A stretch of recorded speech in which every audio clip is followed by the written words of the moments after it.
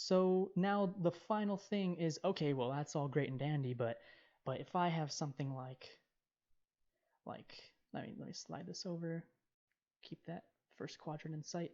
If I have something like a cosine of let's go 60 degrees, how do I know which one to use? If we look at 60 degrees here, that's this point over here, am I using the 1/2 or am I using the square root of 3 over 2?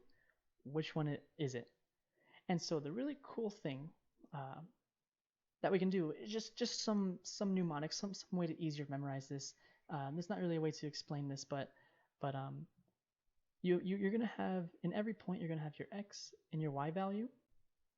And what are some things that we have? We have the main trigonometric functions.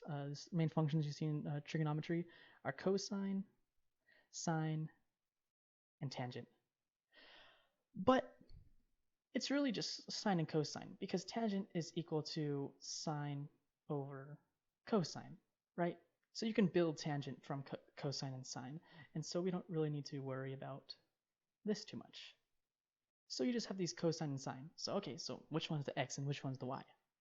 Well, if we just say that, alphabetically, using the English alphabet, x comes before y, same thing here, we can say that c comes before s, or if you want to use it as CS, some of you may be computer science majors, any way which helps you memorize it. This way helps me the most. X comes before y in the alphabet, and C comes before S in the alphabet over here. And so these two are going to be related, the X with the C and the Y with the S. And so to answer our question from before, what is cosine of 60 degrees? Well, that's going to equal, it's going to be equal one of these 2 points, and C comes before S, so it's going to be the X value. So this is 1/2. And what about, sine of 60 degrees? Well, that'd be the y value, which is square root of 3 over 2. And what about tangent of 60 degrees? Well, that's just going to be equal to sine of 60 degrees over cosine of 60 degrees. And my bad for the bad handwriting.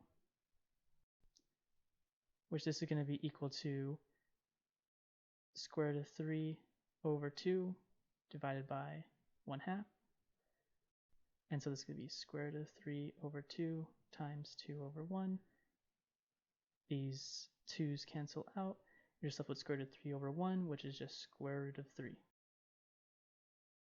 And there you have it.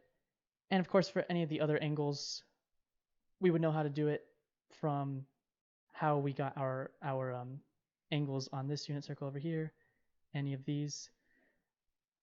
And then if in terms of seeing a negative angle, just keep note that negative is going to be the same way, except you're just going reverse over here. So going reverse is going negative. Keeping this as it is, this as we have it. We have our angles here, and we have our coordinates here, and we have our means of calculation right here. So thanks everyone, hope you enjoyed. If you want to get a little bit more in depth about why exactly this works, you can check out the video, maybe I'll have it linked on screen here, about understanding the unit circle. So with that, hope you have a good day, and feel free to leave questions in the comments below, and I can get to them when I can. So thanks everyone, and goodbye.